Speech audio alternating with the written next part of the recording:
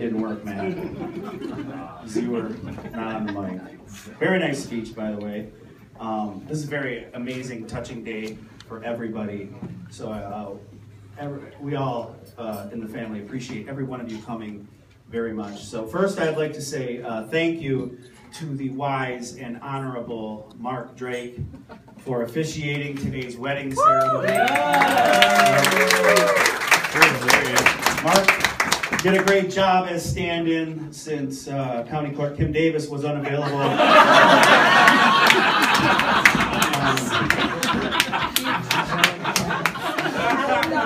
Thank you. Turns out October is the busiest month for her husband, the Scarecrow.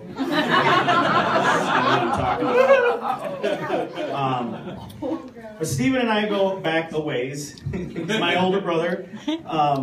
And before I go any further, I just want to say something that I never thought I would say. Stephen, I'm so glad our grandparents are dead.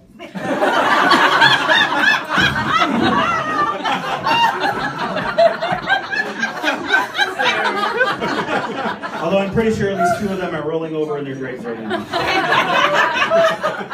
JK. Oh. But they were good people. The world they grew up in was very different from ours today. They didn't have gay people back then. Just like Iran. I don't know why the big deal about all the hubbub about 2 people of the same sex who want to share their love together. It's a beautiful thing. In this country, we've had gay mascots for corporations for years. If you think about it. Our first gay mascot was Mr. Peanut. Just take a look at him, you know?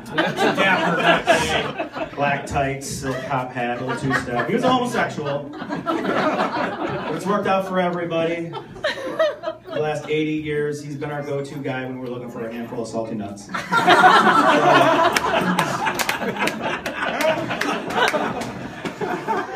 Mr. Clean. Way too neat and tidy for a bald guy with an earring.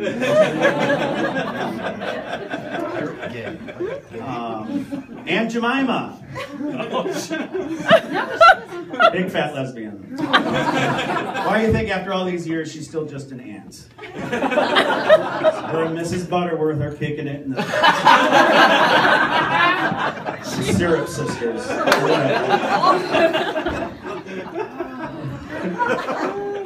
Keebler Elves.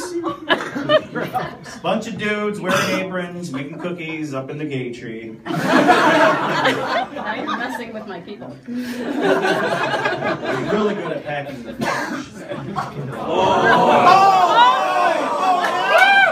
Okay. Right. I was with you till then. Who do you know here? But seriously, one of my earliest memories about Steve is when we lived on a farm in Wheeler, Michigan. One of the outbuildings that we had was called the Root Cellar. And it had a huge dark basement with rotted boards covering ancient cisterns of water. I don't know why these were there, but they were. I was probably 3 years old when I broke through one of the boards. Do you remember this? And I plunged into the abyss. And before I even knew what was going on, I could just feel Steve's hands on me. And he pulled me out, and he pulled me out. And I was coughing and spitting up water. And I was only a boy then, but I'm pretty sure if he wouldn't have been there, I could have died. And oddly enough, funny thing is, around the same age, I fell in headfirst into the horse's watering trough, and my sister Bethany was there to pull me out of the water, sputtering, almost drowning. And I learned an important lesson. And I was at that young age that I realized my parents were trying to kill me. Mom? Where is she? Is she even here? Is she? Okay. But not on Stephen's watch. When Stephen was a teen and a young adult, he was very involved with theater. And one of the things he was part of was the Murder Mystery Weekends right here at the historic Montague Inn. Yep. And I remember those days. And I lost my place. I've always associated this grand estate with him, and today cements that landmark as forever belongs to my brother. So you just cemented it even more. As you know, Stephen was married to Kala for, what, 18 years? And you guys worked together, and you had 3 wonderful sons who are all here today, Sasha, Aaron, and Maxine. Stephen and Kala split up a couple years ago, and they remain close. She's here. Thank you, Kala, for coming. That's awesome. But it was about 2 years ago, I got a text from Stephen, and he was asking me if I was performing at the Comedy Castle that weekend. And he said, are you performing this weekend? I said, no, I'm not. And he texted me back, because I have a date. And there was just this pause, and I was on the street, and I'll never forget it. I was looking at my phone, waiting for that next text. And I was just looking at my phone, and I was like, come on. Come on. What are we talking here? Let's hear it. What are you saying? And then it came. His name is Darwin. And that was when Stephen told me the deal.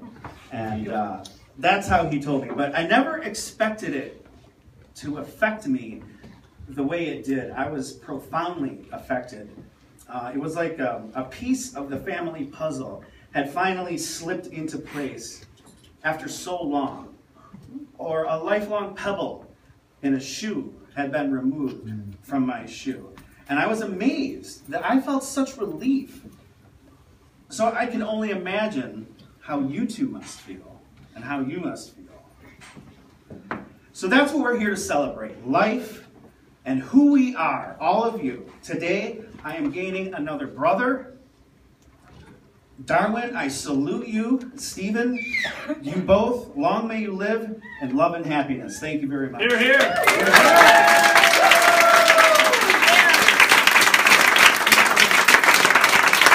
Now there's going to be music and dancing. And now we're done.